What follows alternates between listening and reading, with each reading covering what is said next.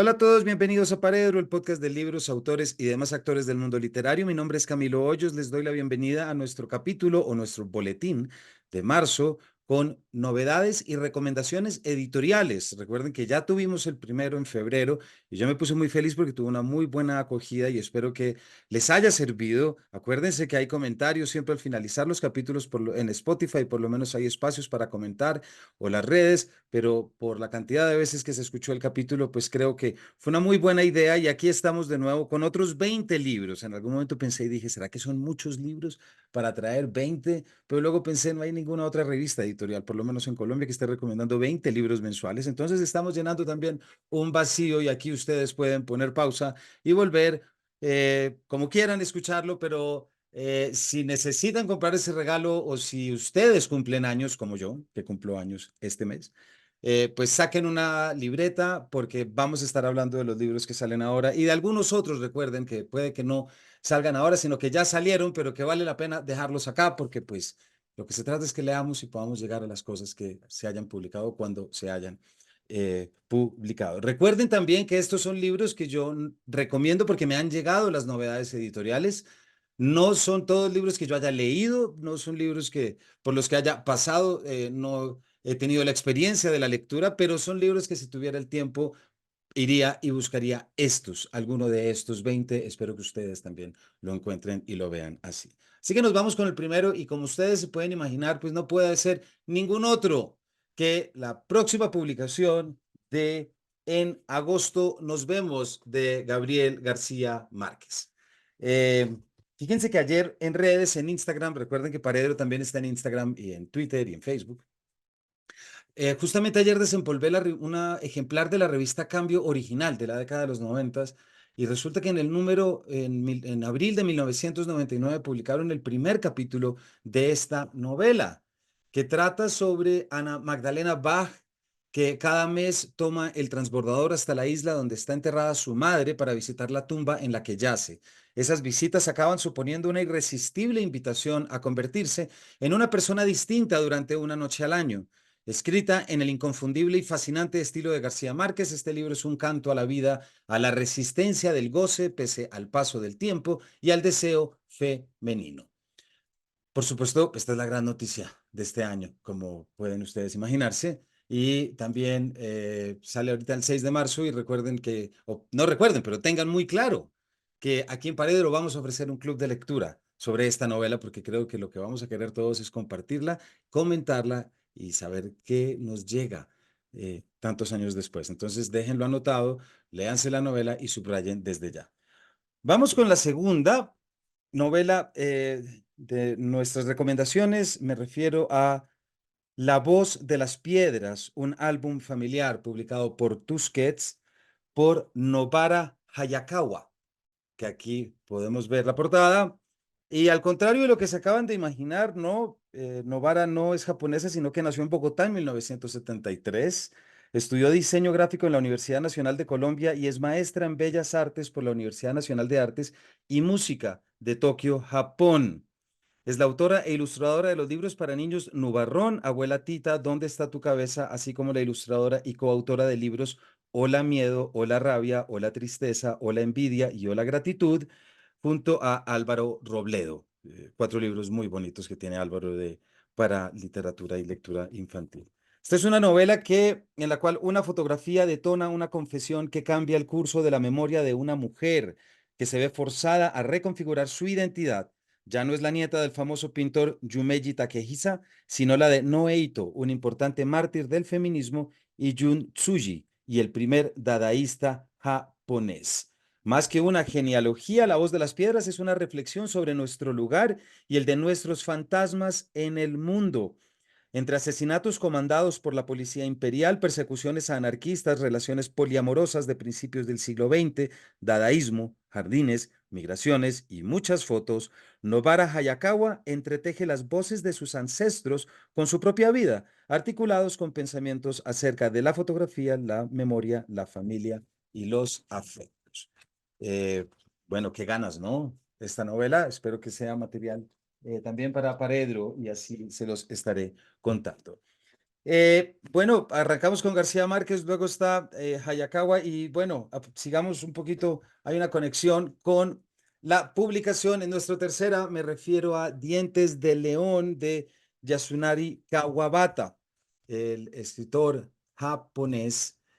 Seix Barral publica esta novela. Recuerden que Kawabata nació en Osaka en 1899, escribió más de 12.000 páginas de novelas, tuvo una profunda amistad con el escritor Yukio Mishima y recibió el Premio Nobel de Literatura en 1968. Es también el autor de La Casa de las Bellas Durmientes, en la cual García Márquez, pues, se dice y se lee, se basó para su propia escritura de Memorias de mis putas tristes.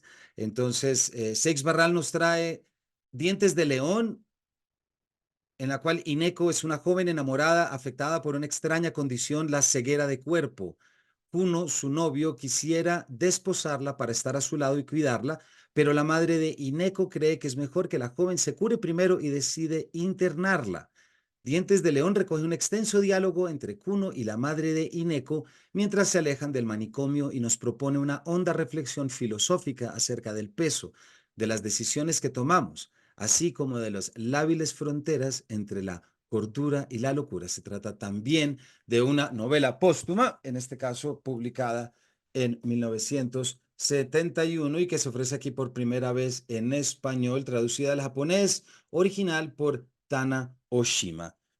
Kawabata creo que vale la pena y es un gran trabajo de nuevo el que hace Seix Barral de recuperar y reeditar muchos clásicos colombianos o no. Entonces esa es una gran labor.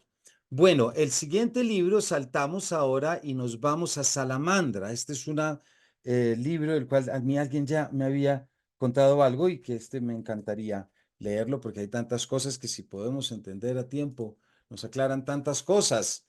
Me refiero a La mujer renovada de Luan Brizendine. Esto es publicado, como les digo, por Salamandra, pero oigan esto tan interesante, un libro que ofrece un mensaje revolucionario.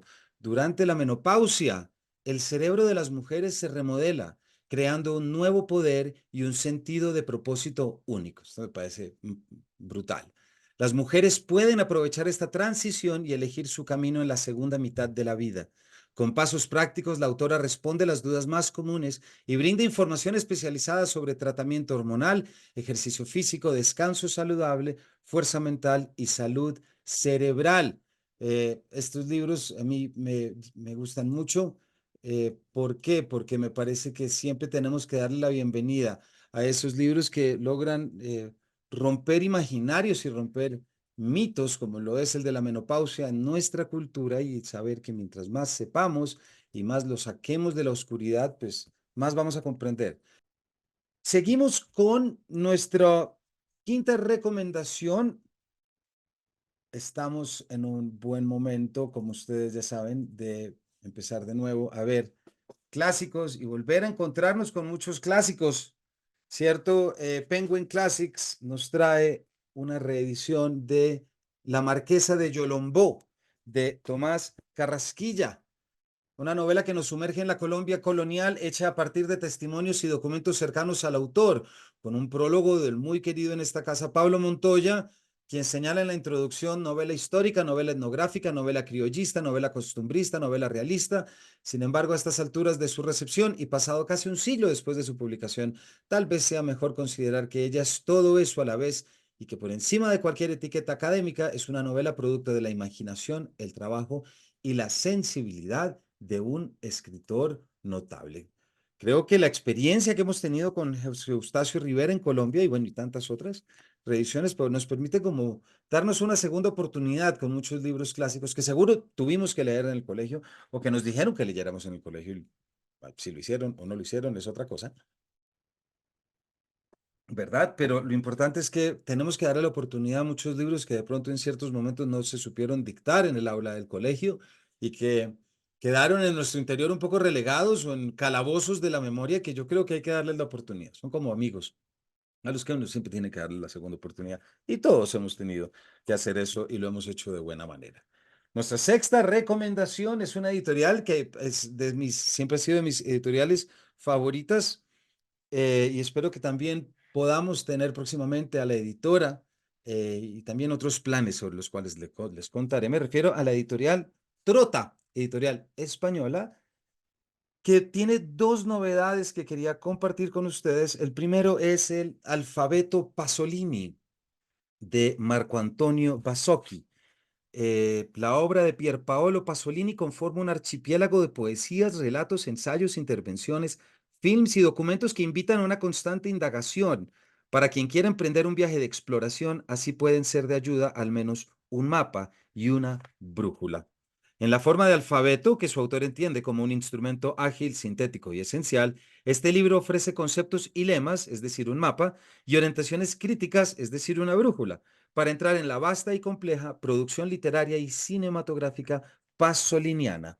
Un libro muy bonito que creo que más de uno acá que tenga intereses también en el cine, o por lo menos no solamente en el cine, sino también producción literaria o escrita de directores de cine, siempre también es una entrecruce muy interesante, va a encontrar en este libro particularmente cosas muy interesantes. Y la otra novedad de Trota es también yéndonos al pasado, porque tantas cosas hay que aprender de la gente que pensó y escribió en el pasado. Suena tan a frase de cajón, pero ustedes saben que es verdad. Entonces nadie puede decir nada al respecto. Me refiero a la edición de Jorge Cano de los pensamientos y cartas de Marco Aurelio. Eh, yo creo que uno siempre debería tener este tipo de libros, este tipo de formatos, sea Marco Aurelio, Séneca, pequeños puentes y no sé, como puentes que nos permitan abrir los vasos comunicantes hacia formas de pensamiento del pasado. Creo que, y desde lo íntimo, como pueden ser estos pensamientos y estas cartas. Entonces, dos libros que también les recomiendo y que les dejo por acá como parte de este boletín nuestro. Recuerden que todas estas novedades de las que estamos hablando pueden conseguirlas en Busca Libre, la librería online más grande de Latinoamérica, que tiene más de un catálogo de más de 5 millones de ejemplares y con muchos libros que les llega al día siguiente. Entonces, en esta agenda de notas, pues ya saben cuáles van a poder pedir por allí. Seguimos con una editorial colombiana, nuestra octava recomendación, una editorial que aquí queremos mucho y que hemos apoyado mucho. Me refiero a Impar Editores. Tiene una novedad que queremos aquí recomendar que se llama Antígona González, seguido de otros poemas, por la poeta Sara Uribe. Nos dice Carolina Dávila, poeta colombiana, que la violencia en México ha pasado de la espectacularización del cuerpo violentado a su completa desaparición. ¿Cómo vivir con el fantasma de los cuerpos que faltan? Pregunta para Latinoamérica, ¿cierto? ¿Es posible entender ese extraño lugar entre la vida y la muerte? ¿Desea hablar precisamente desde el límite? En estos poemas, Sara Uribe interviene archivos y fragmentos ajenos que al ser distorsionados y alterados crean lo imposible, una comunidad textual y doliente, un lugar de encuentro entre los cuerpos ausentes y quienes no dejan de buscarlo. Sara Uribe nació en México en 1978 y sus libros más recientes son Materia que arde, Rosario Castellanos y Un montón de escritura para nada. Libro que reimagina la tradición literaria clásica para pensar las violencias latinoamericanas, texto clave para entender la literatura y la realidad política y social mexicana contemporánea, y un libro que pone de presente la voz de las mujeres en la lucha por el esclarecimiento de la verdad en contextos violentos. Bueno, ese sí que es un tema que aquí en Paredro le hemos dado toda la importancia que hemos podido y que siempre entendemos la poesía y la literatura como esos espacios también, precisamente de reclamo y de esclarecimiento. La literatura y la poesía tienen mucho que hacer en el esclarecimiento de la verdad. Eso no lo podemos olvidar en ningún momento. Siguiente libro, quiero contarles que desde que lo vi en redes me cautivó inmediatamente por un amor eterno que todos deberíamos sentir por Federico García Lorca. Yo sé que es español, que es andaluz, pero no importa, uno lo quiere como un hermano, uno lo quiere como un cercano y yo creo que eso es lo que hace la poesía, que nos permite romper las fronteras. No hay un poeta para un solo pueblo, no hay una música para un solo color de piel. No, ese es el antítesis absoluto del arte, de la música y de todo lo que tiene que ver y todo lo que va con la imaginación. Me refiero al libro Las muertes de Federico de Manuel Bernal Romero, publicado por Editorial Renacimiento, en la que sin lugar a dudas nos encontramos con una joya, puesto que Las muertes de Federico presenta la oportunidad de adentrarse de lleno en todas las hipótesis que se han barajado sobre el presidio y la muerte de Federico García Lorca, desde la más oficial, de que fue fusilado en agosto del 36, a aquella que cuenta que murió mientras era torturado, o esa más aventurada de que sobrevivió a todo esto y murió lejos de España. Pero las muertes de Federico no es un relato al uso, sino que sin olvidar los hechos, los testimonios y toda la información existente sobre ellos, Manuel Bernal pone en pie y desde diferentes puntos de vista los momentos que pudo vivir el poeta, adentrándose en su personalidad, en sus sensaciones y en su risa, pero también en la desesperación y el dolor de saberse en manos de una gente llena de odio y rencor. A mí ya o sea, ya, yo ya lo compro.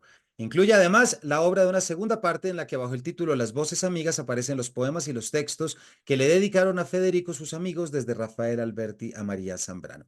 Les adelanto que ya estamos en los procesos y gestando lo que va a ser una entrevista aquí en Paredro con Manuel Bernal Romero. Esperemos que podamos hacerla porque este es un libro que tenemos que tener acá, es demasiado. Así como el que les voy a contar, que es nuestra 10ª recomendación, y me refiero a una autora que también aquí tenemos muchas ganas de que podamos traerla e invitar a que hable para poder compartirla con la audiencia. Me refiero a la autora española María Negroni con el libro La novedad de Acantilado, la idea natural. Aquí ya saben, y no voy a repetir ahora todo lo que nos interesa, traer ideas de cómo leer la naturaleza, cómo leernos a nosotros a través de la flora, de la fauna, etcétera. Pues en este caso, María Negroni escribe un libro en el cual habla acerca del célebre naturalista francés Buffon, que señaló en su día que el discurso de la naturaleza no es más que la naturaleza transformada en discurso. Pues bien, María Negroni se propone rastrear las representaciones de la naturaleza o sumergirse en la naturaleza escrita, en las que la unión de lo visible con lo enunciable produce un conjunto dotado de sentido. ¡Wow! Así recrea con inmenso lirismo los sueños de los clásicos griegos o medievales, el fervor naturalista que atestiguan los viajes de exploración y descubrimiento del Renacimiento y la fascinación que durante el siglo de las luces culminó con la enciclopedia. Un viaje sugestivo y cautivador desde los tiempos de Lucrecio hasta la actualidad y un homenaje a la naturaleza como una de las creaciones literarias más fabulosas. Díganme si no dan ganas de pedirlo ya mismo, ¿no? Yo diría que ya, como para este fin de semana. Ojalá que tuviéramos ya para arrancar. María Negroni y La idea natural. Y otro que, bueno, yo creo que hay que comprar los dos de una vez. También de acantilado.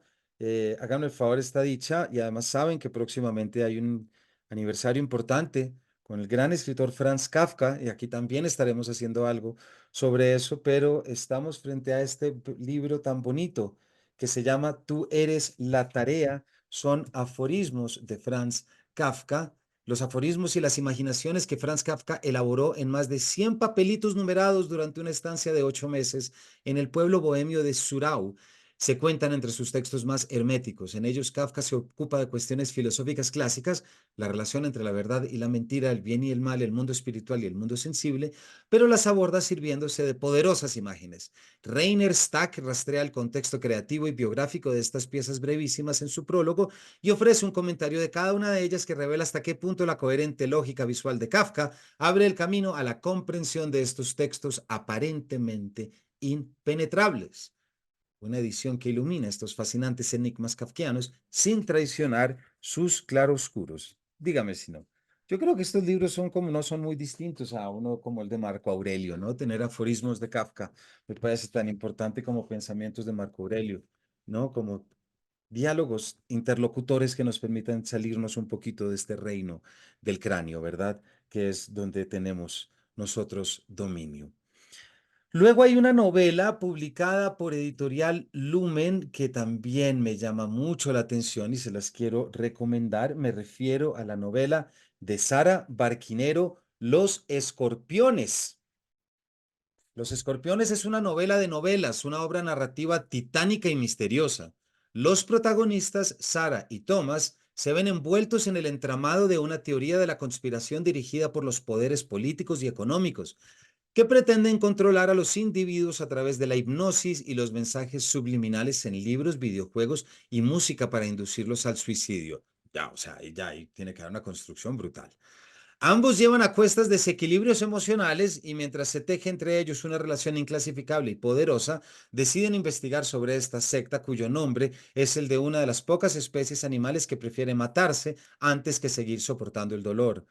Desde la Italia de los años 20, pasando por el sur profundo de Estados Unidos en los 80, hasta llegar a la época actual en Madrid, Bilbao, un pueblo perdido de la España rural y Nueva York, esta es una historia sobre la angustia existencial, la soledad y la necesidad de creer en algo, sea lo que sea, para encontrar el sentido a la vida. Sara Barquinero brinda una experiencia de la lectura que obsesiona, inquieta y arrastra al lector hasta el final. Anótenla ahí, por favor, Los Escorpiones de Lumen.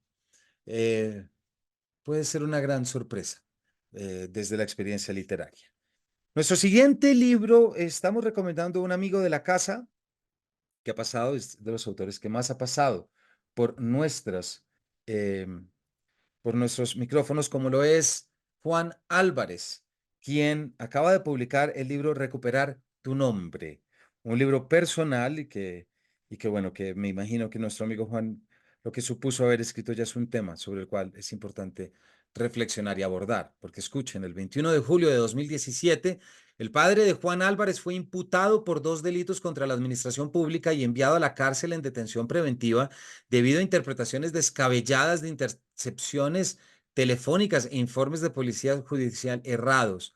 Sostenido por el eco de otros casos y otras historias que se entretejen en el extravío emocional del autor, este libro es la impugnación de un hijo contra la arbitrariedad y el abuso del poder. El talento y versatilidad que ha mostrado en sus libros anteriores le sirven a Juan Álvarez, pues aquí también lo, lo, lo apoyamos, a Juan Álvarez para exponer una historia perdida en los laberintos y el lenguaje secreto de la ley. Con paciencia y rigor intelectual, Recuperar tu nombre cuenta la historia de un exabrupto judicial, el encarcelamiento de su padre y la onda expansiva de estos hechos. Un libro que subraya la turbiedad detrás de la verdad judicial. Todo lo anterior dicho por Yuri Herrera.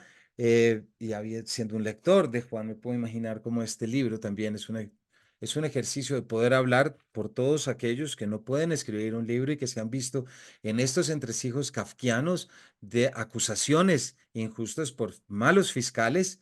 Y estoy seguro que Juan aquí lo que nos dará es esa apertura y entender este mensaje y tener esta empatía con aquellos que han tenido que pasar por eso. Y eso es algo que la literatura siempre se encargará. Nuestra recomendación 14. Vamos a recomendar de nuevo de nuestros amigos de Yarumo Libros. Esto se hace en coedición con la editorial Universidad de Guadalajara. Me refiero a los cuentos irlandeses contemporáneos editados por Jorge Fondebreider y Sinead MacAoda. Sinead, tengo siempre el problema pronunciando, tendría que escuchar de nuevo porque me corrigió Jacobo Selnick en ese capítulo que tenemos acá sobre Irlanda del Norte, que les recomiendo también escuchar y si se quieren, junto con la lectura de estos libros, que nos dicen que James Joyce da inicio a la modernidad de las letras irlandesas con la publicación de Los Muertos, cuento que abre esta exhaustiva compilación de 25 relatos editada, traducida por Matías Battiston, Pedro Serrano, Inés Garland, Andrés Ehrenhaus, Jan de Jager y el mismo Jorge Fondebriger. Esta antología, en palabras de sus editores, tiene como única ambición que los lectores descubran una nueva constelación de autores que sepan algo que antes no sabían y que de esa forma encuentren conocimiento, compañía y consuelo. 3 criterios y 2 razones absolutamente válidas y buenísimas para leer. Cuentos de Joyce, de Liam O'Flaherty, de Sean O'Fallon, de Frank O'Connor, de Mary Lavin, de Maivy Brennan, de William Trevor, de John Montague, entre muchos otros, editorial Yarumo, para que la visten y se hagan esta visita y este paseo por la literatura irlandesa. Este es un libro el que voy a contarles, no necesariamente es una novedad, pero sin embargo, pues aquí queremos traerla. ¿Cómo lo es el libro Yo maté a un perro en Rumanía, publicado por Laguna Libros? Esto fue en el 2022 por Claudia Ulloa Donoso, una de esas voces de Lima, limeña, nacida en el 79, pero una de esas voces importantes de literatura escrita por mujeres latinoamericanas que ha salido en medio de una depresión, una profesora de idiomas. Acepta la propuesta de un antiguo estudiante viajar a Rumanía, adormecida y muda, verá cómo su compañero de viaje revela secretos y matices de personalidad que hasta entonces ella no conocía. De ciudad en ciudad, entre benzodiazepinas, carreteras, lenguas extrañas y los perros que llenan el paisaje, quizás encuentre su sitio luminoso. Este es uno de esos que ya ha sido publicado, pero que bueno, ojalá que también podamos tener a Claudio Ulloa aquí en el programa.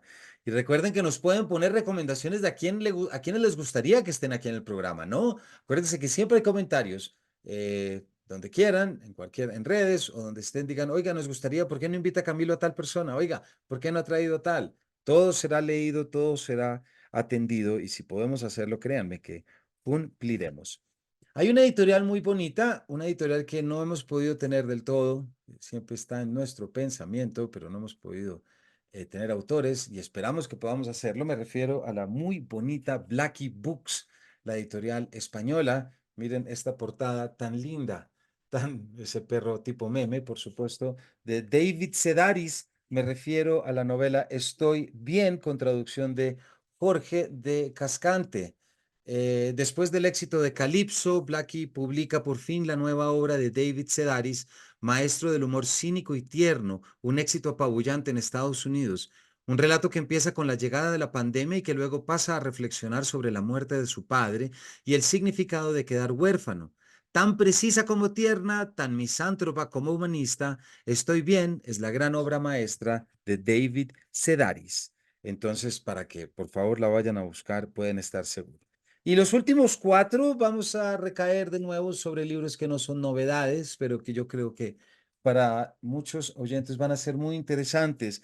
Arranco con un libro de Cal Flynn que se llama Islas del Abandono, la vida en los paisajes posthumanos. Yo no sé si a ustedes les pasa como a mí, pero a mí los lugares que ya no están habitados, los lugares que han sido abandonados, tienen esa extraña poesía entre lo siniestro, lo poético, lo mistérico, unas energías que intentamos detectar, que la poesía siempre, por supuesto, ha buscado también traer. Pues este es un libro dedicado a eso específicamente. Esto es por la editorial Capitán Swing entre Flynn, en la que Cal Flynn nos lleva por distintos viajes suyos a mostrarnos esos lugares que ya no están habitados y que están repletos, ¿no? Desde lugares cercanos a su Irlanda, me parece que es, a luego otros lugares que son Áfricas, pueblos, etcétera. Para aquellos que les guste y que sigan, por ejemplo, en Instagram o Facebook estos perfiles de fotos de lugares abandonados, este es un libro que sin lugar a dudas van a querer tener y van a querer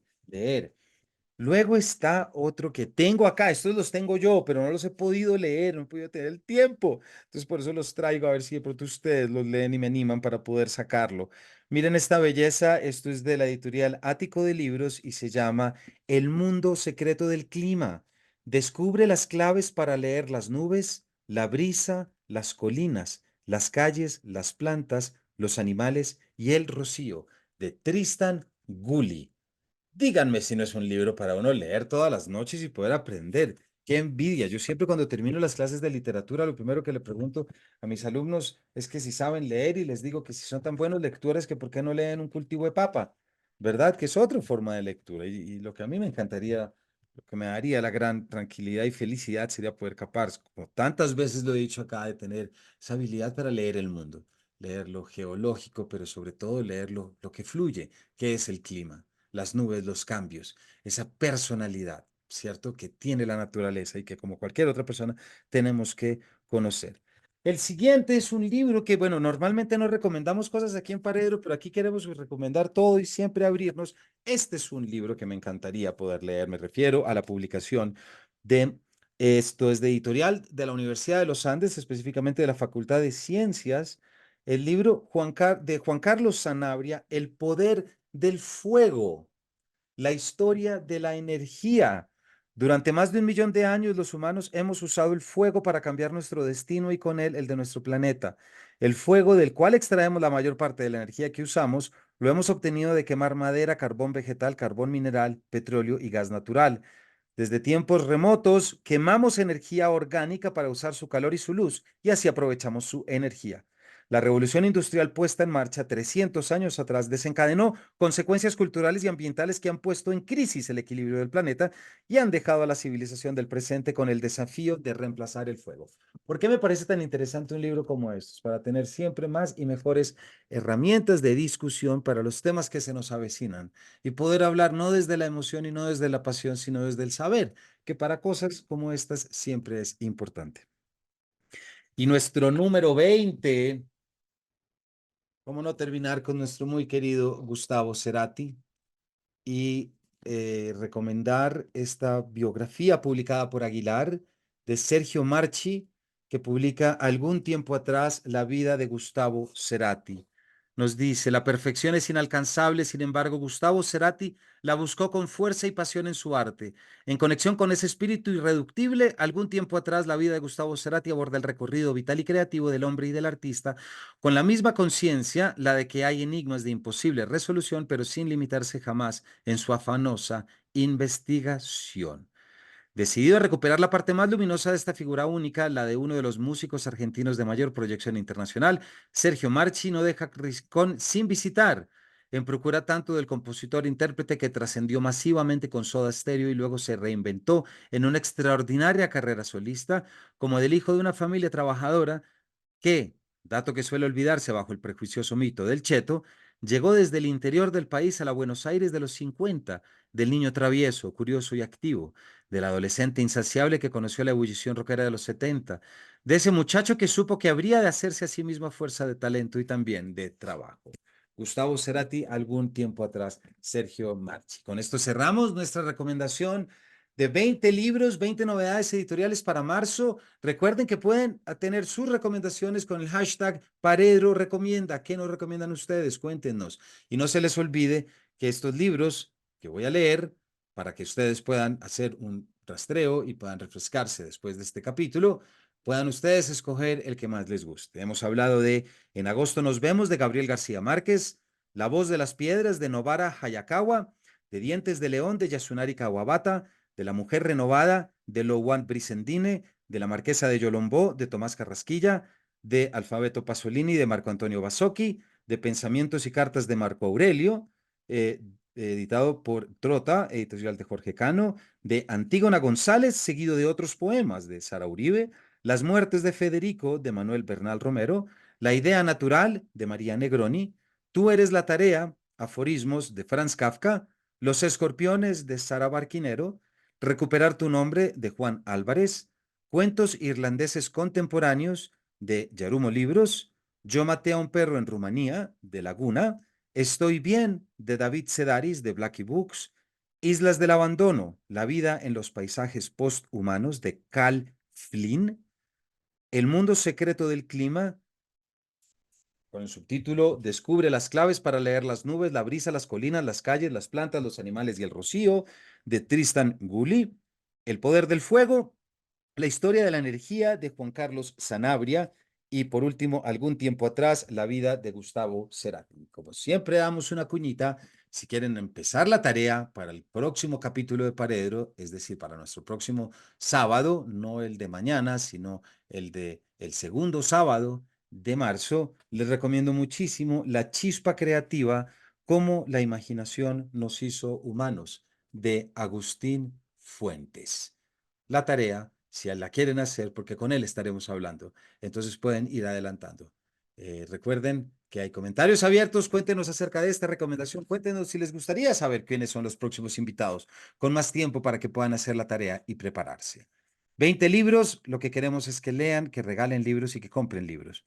Y siempre entender que leer nos permite leer literatura, nos permite leernos mejor a nosotros y a los demás. Eso no nos vamos a cansar de decirlos acá. Así que gracias por habernos acompañado y nos vemos en una próxima edición de este Paredro.